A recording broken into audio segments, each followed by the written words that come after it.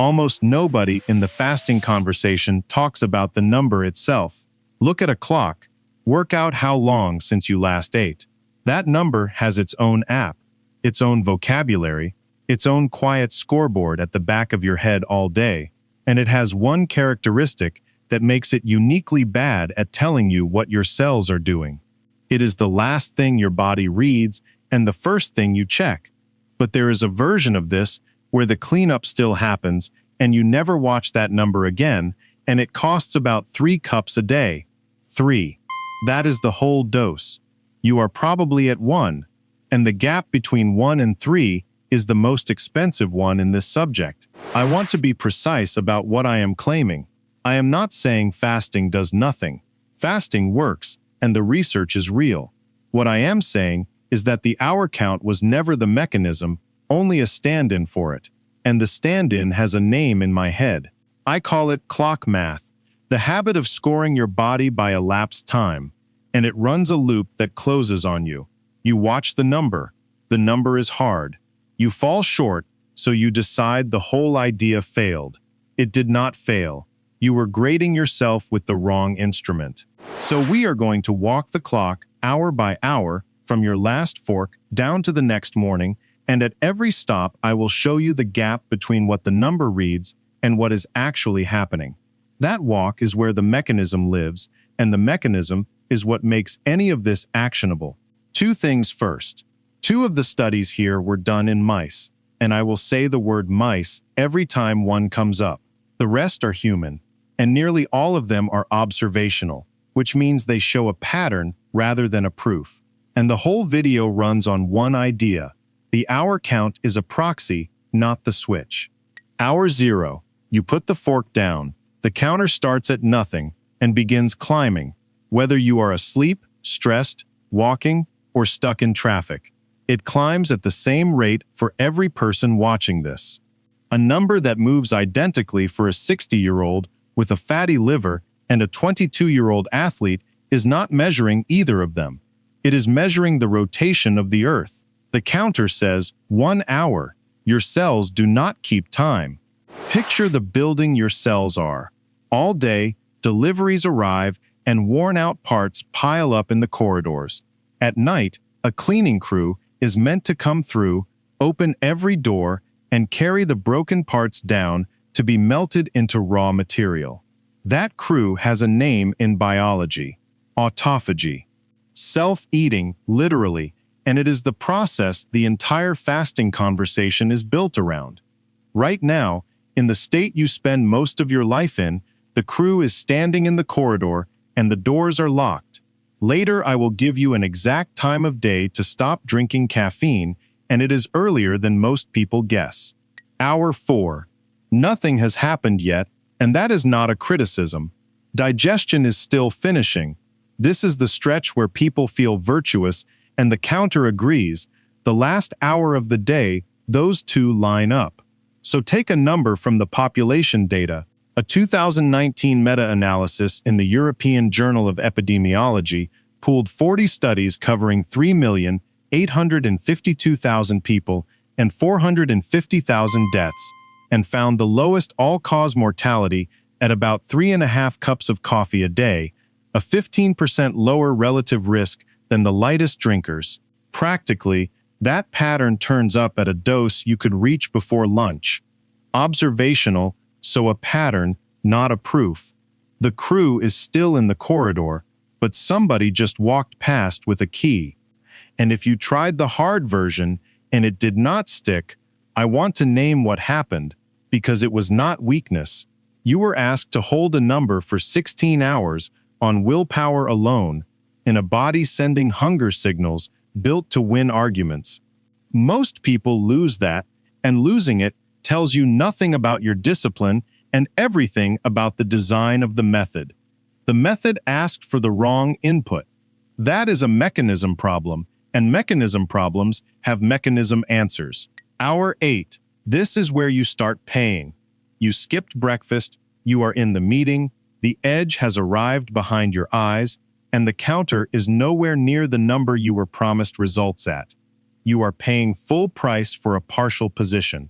Meanwhile, A 2016 pooled analysis in clinical nutrition, 7 studies, found people with higher coffee intake were about 13% less likely to have metabolic syndrome. Same design, same limitation, same direction as everything else you are about to hear.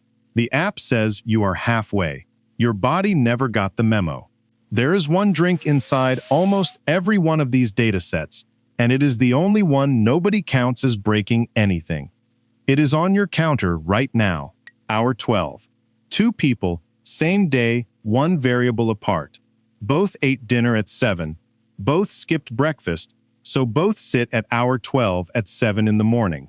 One drank a black coffee at hour 11. The other drank water because the coffee felt like cheating. Their counters read the same number. Their apps show the same green ring.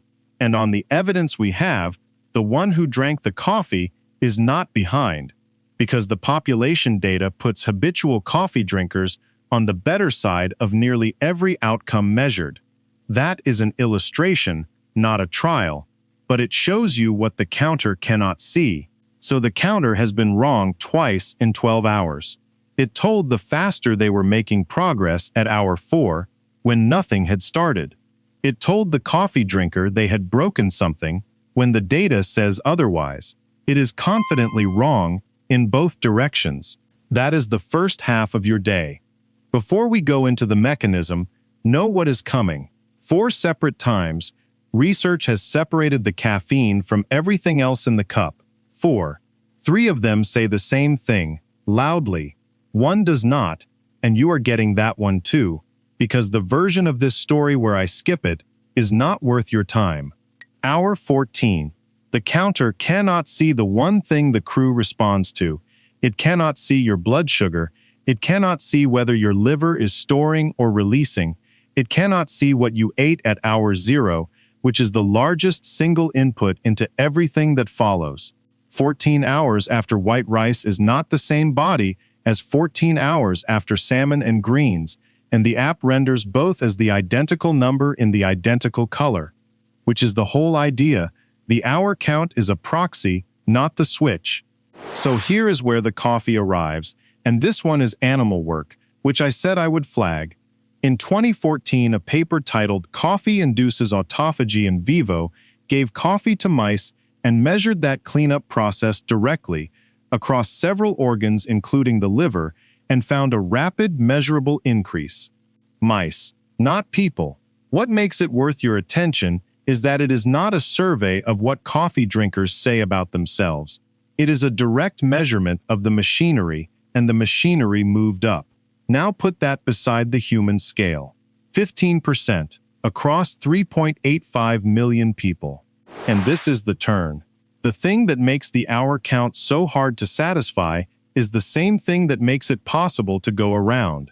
As a feeling, fasting is hard because you are chasing a cellular state by removing something your brain will fight you for. As physics, that state is a set of conditions, and time is only one lever on them. Anything else pulling the same levers moves you the same direction, and it does not have to hurt to count. The crew responds to conditions in the building. It has never looked at the clock on the wall. Hour 16. The famous number. Notice that nobody ever handed you a citation with it attached. It arrived fully formed as a round number in a caption, because round numbers are how complicated biology gets packaged for distribution. A reasonable rule of thumb and a terrible measurement. The number says 16. The liver runs on conditions, not hours. The second mouse study is more specific, and it points straight at caffeine. Published in 2014 as Caffeine Stimulates Hepatic Lipid Metabolism by the Autophagy Lysosomal Pathway in Mice. It found caffeine cut liver fat by switching on that same cleanup pathway inside liver cells. Mice again, practically, at least one ingredient in your cup has a named, traced route to the machinery, not just a statistical link to good outcomes. Hold on to that, because it is about to complicate a story you are probably expecting me to tell. Hour 18. Almost nobody watching this is here, and the ones who are got here on coffee, which is the joke underneath the whole fasting industry. The drink people permit themselves during a fast may be doing a real share of the work they are crediting to the fast. The doors in that building are not locked by the clock, they are locked by conditions, and conditions can be changed from outside. One of the keys is in a mug. The human liver data is where this stops being cute. A 2015 meta-analysis in PLOS 1 pooled 16 studies covering more than 132,000 people and found coffee drinkers had 39% lower odds of cirrhosis than non-drinkers and 27% lower odds of advanced scarring. That held in alcohol-related liver disease and in hepatitis C, so it was not an artifact of one cause. Practically, this is not a signal that only shows up in healthy people who also jog. Observational, mostly retrospective designs. A pattern, not a proof. Now the exaggeration I am not going to make. The clean, shareable version says caffeine is irrelevant, the other compounds in the bean do the work, so decaf is the smarter cup. It would perform well. I am not saying it, because the mouse study I just described pins a liver fat effect on caffeine itself, by name, through that pathway. The calibrated version is narrower. Caffeine cannot be the whole story, and the numbers that show it are the ones where somebody took it out. So let me put the standard advice in its strongest form, the way its best advocates would. Autophagy is a nutrient-sensing process. Deprive the cell of incoming fuel for long enough, and the sensors flip, so the cleanup runs. Time is the cleanest way to guarantee no fuel is arriving, it is free, and it sells nothing. That is a good argument, not a straw man. But it carries a hidden assumption, which is that time is the only lever anyone has tested. It is not. A 2018 systematic review in Nutrition Reviews pooled 30 prospective studies, 1,185,000 people, and 53,000 new cases of type 2 diabetes, and found risk fell about 6% for every additional cup per day. Then it did the thing that matters. It split the cups by caffeine. Caffeinated coffee, about 7% lower per cup. Decaffeinated coffee, about 6% lower per cup. Take the caffeine out, and the number barely moves. Which gives us a 5-word verdict. Something else in there works. Judging your cellular state by elapsed hours is like judging how clean a house is by how long the owner has been out of it. The clock is real. It is just not the thing doing the cleaning. So, the 4 times the caffeine got separated out. 1. The mortality pooling, 3.85 million people, where the lower risk pattern held regardless of the caffeine content of the coffee. 2. The diabetes review you just heard, 6% per cup for decaf against 7 for regular. 3. The mouse work, where caffeine on its own reached the cleanup pathway and cut liver fat, so caffeine is clearly not the inert part. 3 looks, and they are not even in conflict. Number 4 disagrees, and it is the most interesting paper here.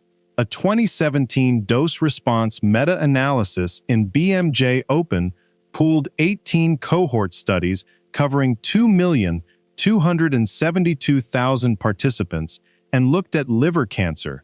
Each extra 2 cups a day tracked with about 35% lower risk. Then they split it. Caffeinated coffee, 27% lower. Decaffeinated, 14%. Sitting right on the line where an effect stops being statistically meaningful.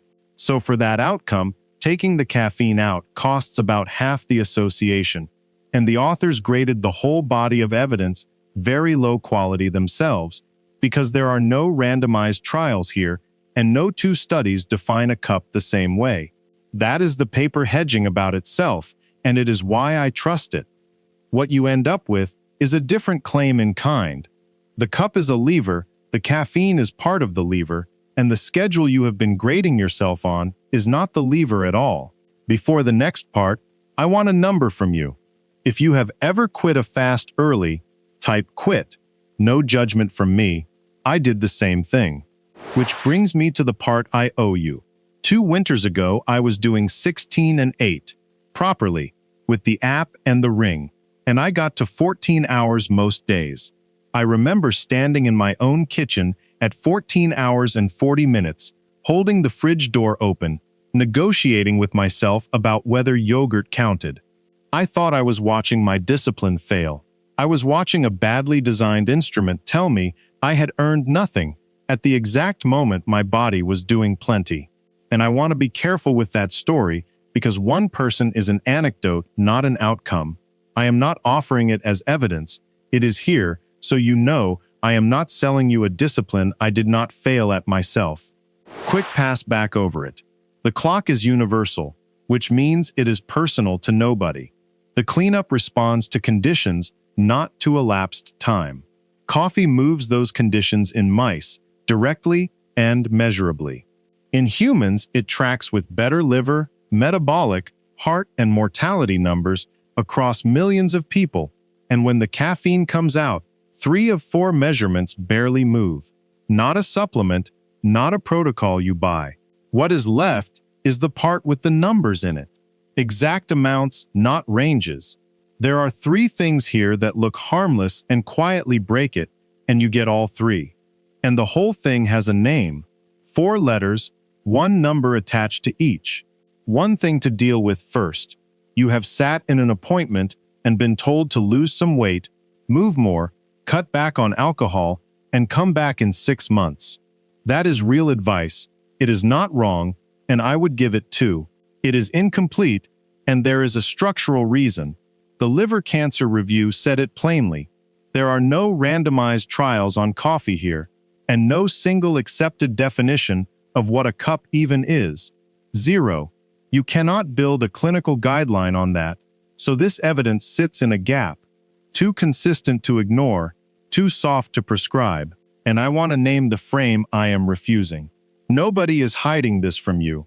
There is no suppressed cure inside a coffee bean. What there is an incentive structure. Nobody funds a 15-year randomized trial on a drink that cannot be patented, and honest fields end up with bad shorthand when the good data is expensive. You are the one paying for that trade-off. Now, the protocol. I call it cups. 4 letters, 4 components, each carrying a specific number, because vague is not actionable. Count to 3, up by 1. Past your cutoff, pour decaf. Stop at 4. All 4 exist, because the hour count is a proxy, not the switch. C. Count to 3. 3 cups a day is your target, not your ceiling. This is the dose component, and it controls the gap most directly, because every association here is dose-shaped. A 2014 dose-response meta-analysis in Circulation pooled 36 prospective cohorts, 1,279,000 participants, and 36,000 cardiovascular events, and found the lowest risk at 3 to 5 cups a day, about 15% below non-drinkers, with no further benefit above that. In household terms, a mug at breakfast, a mug mid-morning, 1 after lunch. The failure case is the person who hears 3 cups and pours 3 of the 20-ounce ones, which is closer to 6. Measure once, honestly, then stop measuring. If 3 is not realistic, go from where you are to 1 more than where you are. The minimum effective dose is 1 cup, every day. You up by 1. If you are at 0, go to 1. If you are at 1, go to 2. Never jump to the target in a day. This is the adherence component, and it exists because the dose response is smooth. That diabetes review found about 6% lower risk for each additional cup per day across 1.185 million people. Not a threshold you unlock, a slope you climb. Practically, 1 added cup held for a week before you add another. The failure case is the person who goes from 1 cup to 4 on a Monday, cannot sleep on Wednesday, blames the coffee, and quits by Friday. The minimum effective step is a single extra cup a week. Slow is the only version that survives contact with your actual life. P. Past your cutoff, pour decaf. Your cutoff is 8 hours before you intend to be asleep. So if you go to bed at 11, your last caffeinated cup is at 3 in the afternoon. That is earlier than most people guess, and it is the appointment I promised you at the start. After it, the cup does not stop. The caffeine does. This is the without fasting component, because it lets you hold the dose up without paying for it at midnight. The evidence behind the swap is the decaf splits you already heard, 6% per cup against 7 for diabetes, and the mortality pattern holding regardless of caffeine content. The failure case is the paper that disagreed. For liver cancer, that BMJ open analysis put decaf at 14% per 2 cups against 27 for caffeinated, and the decaf figure was borderline.